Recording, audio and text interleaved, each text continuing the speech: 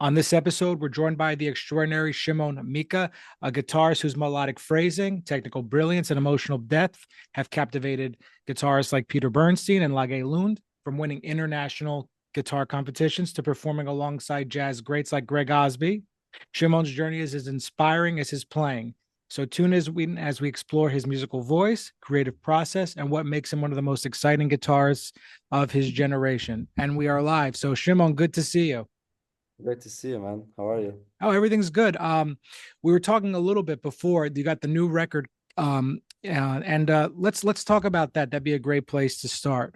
So, when you have the listeners listen to this record straight through, obviously you want to capture some sort of emotion. But what do you really hope the listeners are going to take away when they listen to this?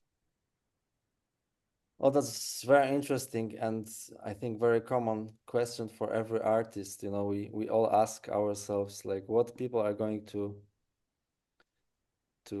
take from what we do. And I ask myself the same thing. And I always hope for something universal, something beyond beyond notes. I often try to think about music in that like three big terms. It's like first thing is like what you do.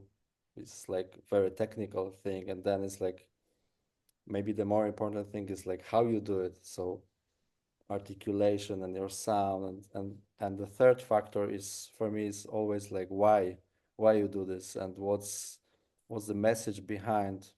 And I believe like this can be something else for everybody. Like for yeah, different people might take something else. So yeah, I hope they get a little bit of of myself, my kind of inner world. And I think with this album actually I kind of get closer to how I want my music to be presented, how I want it to sound like. I think like with this album I get close. You're getting I close don't to know. the music that you hear you're internally, and then this way it's going to be good. It sounds like it's going to be a good representation for it. Every artist, whether it's musician or other instrumentalist, has their own process about writing the music. So as far as writing and arranging, um so what was that process like for the record? How long, just it's for how long did it take you to write all the music for it? I had some of the music prepared actually before, and I played it like last maybe 3 years, maybe two or three tunes from the record. But when actually it came to make an album, I changed my mind a little bit and wrote some new tunes specifically for the record.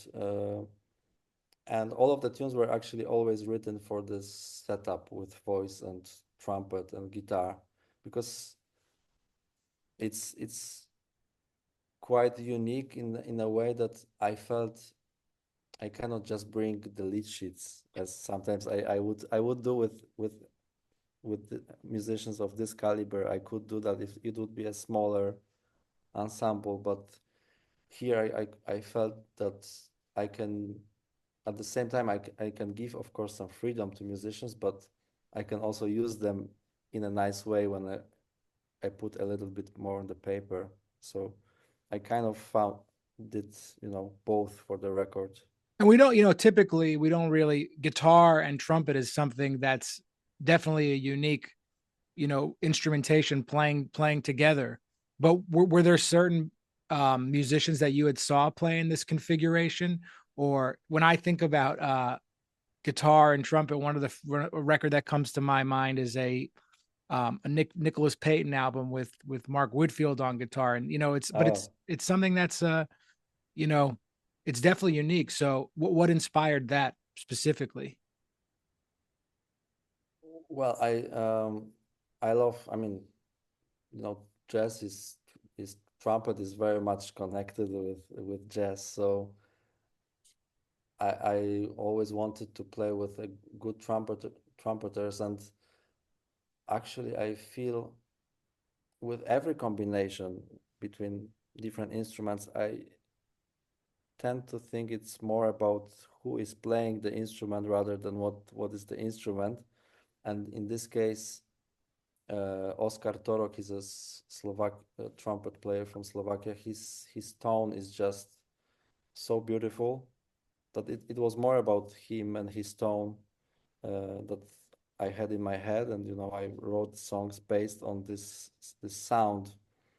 So uh, so it's about very much about people with instrumentation and with with trumpet and guitar. I find a lot of beautiful examples. Now, first one that comes to my mind is also the record I used to listen to a lot by Kenny Wheeler, uh, called Kind Folk, or Angel Song. I'm sorry, it's called Angel Song, an album for ECM. Dave Holland is playing there, and it's Kenny Wheeler and Bill Frisell on the record.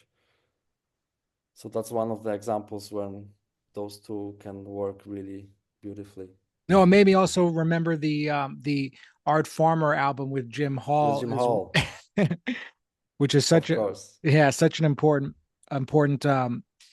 record. So let's bring it back just a little bit. Obviously, the guitar is, most people, if they're going to get started, they're not going to go to jazz right away. It takes a little bit of time. I mean, I've never heard anyone who just said I'm going to learn guitar and then like I'm going to be a jazz guitarist from the get-go. So where did you and when did you decide specifically that that was the direction you were going to go in as a musician? Actually, this was pretty early on with jazz because my father is like an amateur jazz guitarist. So since I was a baby, I was playing drums with him. So I was into jazz, but not into jazz guitar yet. Although I was listening to a lot of jazz guitarists, and Like then who were the first people you were listening to?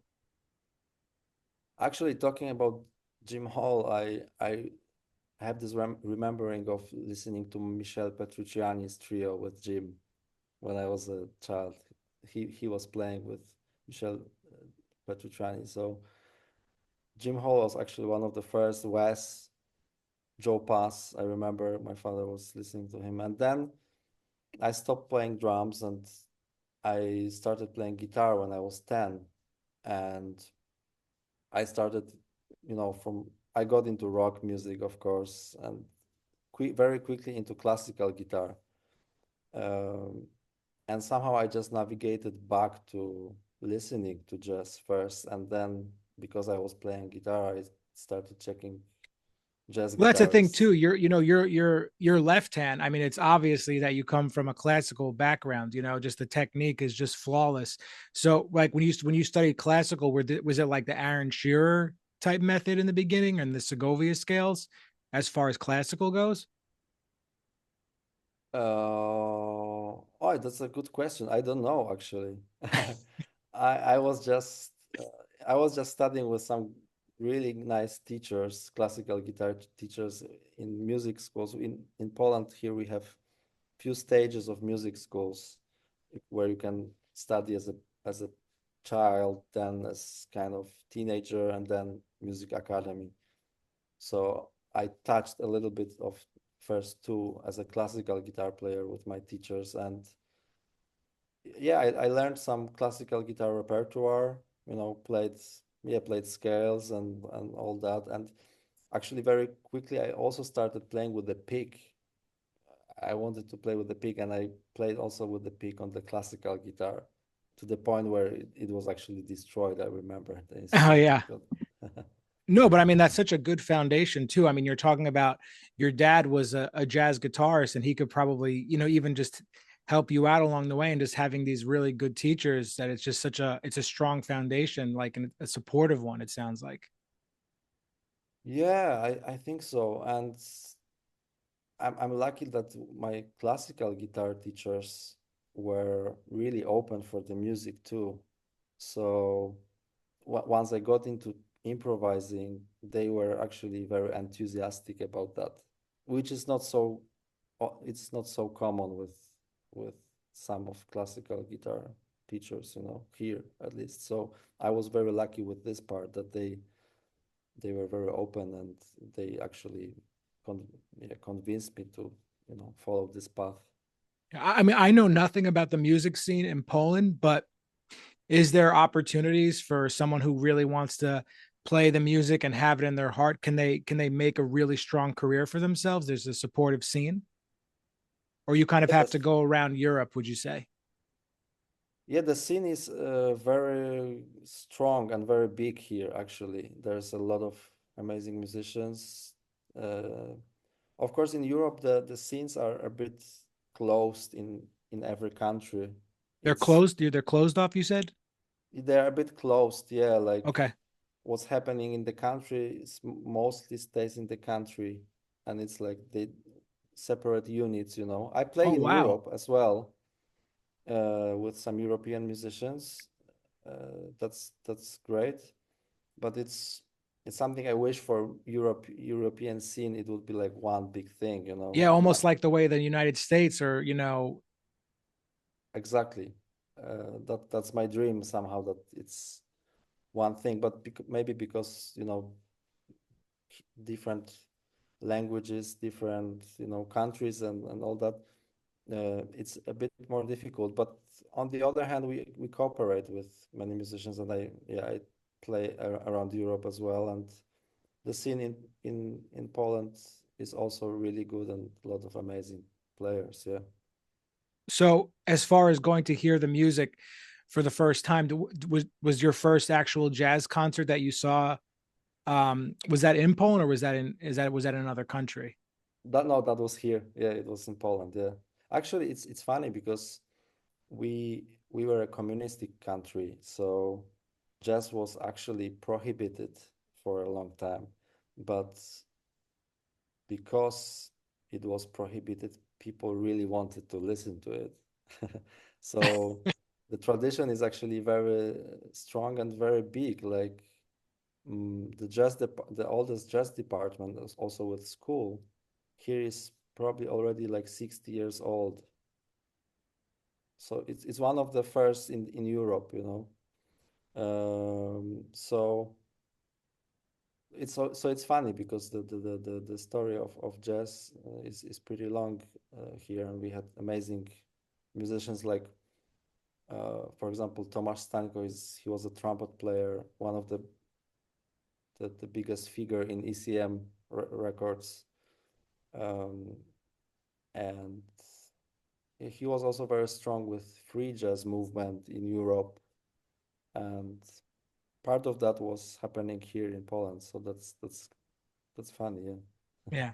But I think it's so interesting too that you say that, that it probably could be because of the language, barrier between the countries, that why this, I remember because um I was in France. I went to a jazz club, and they're obviously speaking French there, but they were talking about their own scene within the country. But it's pretty, what almost like what happens in what happens in France stays in France. So, but the question is, I guess, is how do you break that barrier?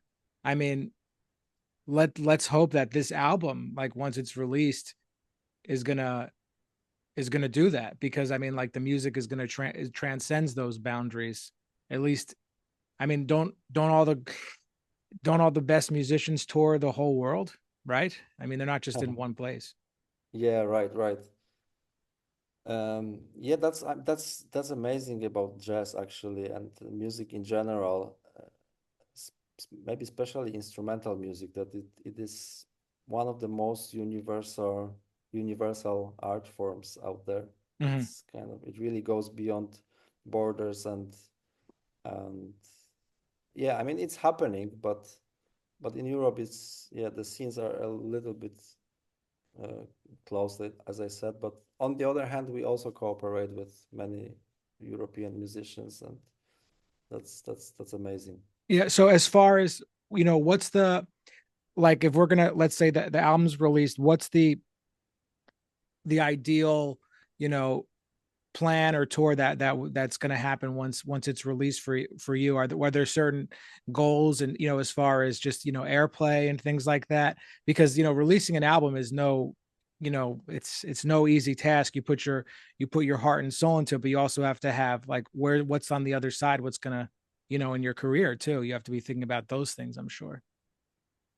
Right. Yeah, that's a difficult part for if you want to be focused on music, it's like you never want to go to this other business world. The I, I'm business. co Yeah, to the business. Yeah, it's yeah, just a different planet for me somehow. But um, I cooperate with a manager now who helps me with, you know, organizing things and booking gigs and stuff like that. So with the new group, with the new album, we are trying to, get some festivals, and some stuff is already starting to happen. It's happened. So Well, typically what happens in the States more and more now is it doesn't even matter how big the artist is necessarily, but if, like, let's say someone in New York goes over to the West Coast, and they have like a week at a club or something like that, like they're going to get the players who live out in California.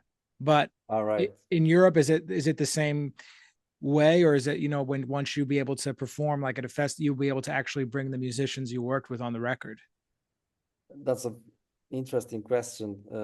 It depends. I recorded some international albums, and sometimes I brought musicians that were closer for the gigs, and some projects like I have this duo with vocalist Yumi Ito. She's she lives in Switzerland, and for this duo it was just impossible to play with somebody else on both sides, kind of, because the music was so connected to personalities and what we can do with our instruments and her voice. So we just couldn't find a sub, but And that's the thing too. It takes a special type of, at least on the guitarist perspective, it takes a special kind of guitarist who's going to collaborate with a vocalist in that way too. Because when we think jazz guitarist, I mean, I don't have to tell you. I mean, it's again another unique approach to the sound.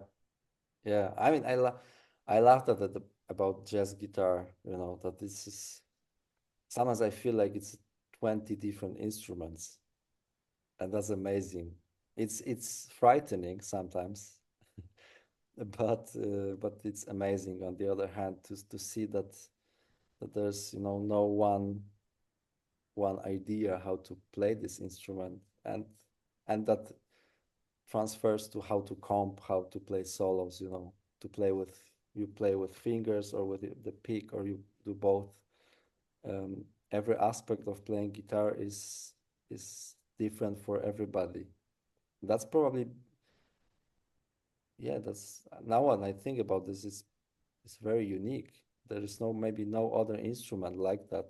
you know. So as far as the, with the record too, did you did you think about like, do you, when you want the listeners to go listen, do you want them to start like listen to it straight through, or if you have to say like which track of the album should they start with?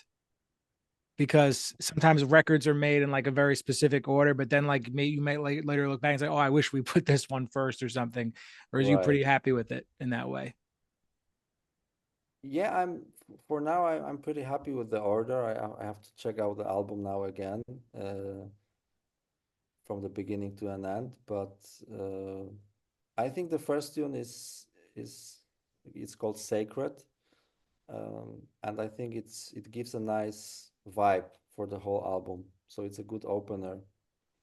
And maybe there's this tune that I wrote based on 26-2.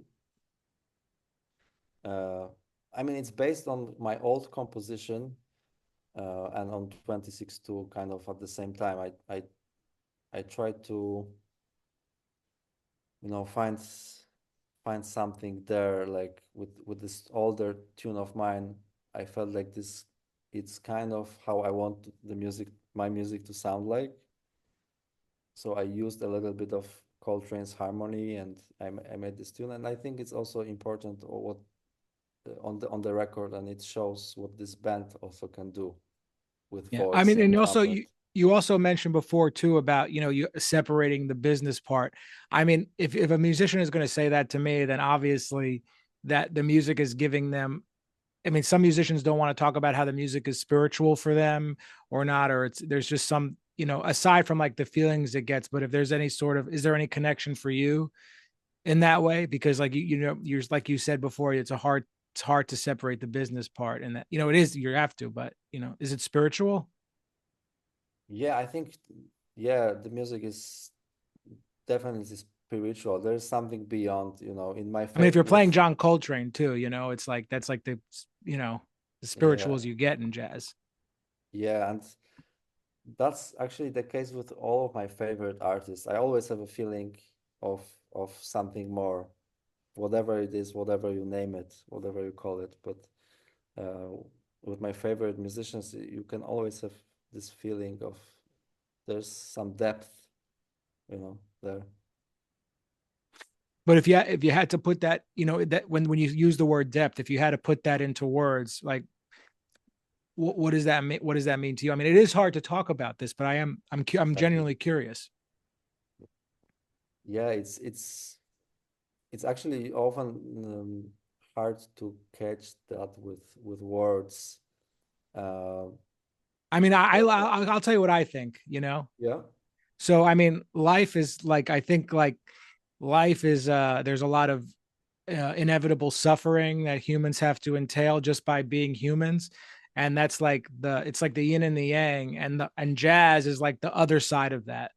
You know, Mm, interesting. like no matter how in spite of all the the suffering that people go through, this is one of the reasons we go on is to make this music and to listen to it Mm, and that sort of thing. It's just yeah, there's and so much beauty in it. yeah, yeah. Beauty is one thing, and then what's amazing about beauty is it can be something else for different people. Ugly can be beauty for some. Yeah. For some, that's um, yeah. It's hard to put it in words. It's just a feeling, when I listen to some artists, just some people just have it and other don't. and I guess it's for different people. It might be some other musicians Yeah, who but even in the best jazz venues in the world, you might not still get that feeling listening to the players in it. It's so yeah, subjective. yeah, it's very subjective. Yeah, for me, people like Coltrane, Miles, Jarrett, Keith Jarrett, for example, is for me. When I listen to Keith, it's always all he has it all. I think like it's amazing virtuosity and like being able to play instrument on the highest possible level. You know what's interesting about him too? Did you watch the interview with him and Rick Beato? Yeah, I saw it. And he just the way he plays with one hand, it's like it sounds just as it's like one with a couple notes. It's like I you get the feeling just from that. Right? Yeah, because he has that. He has the something to say, to send some message through music. Yeah.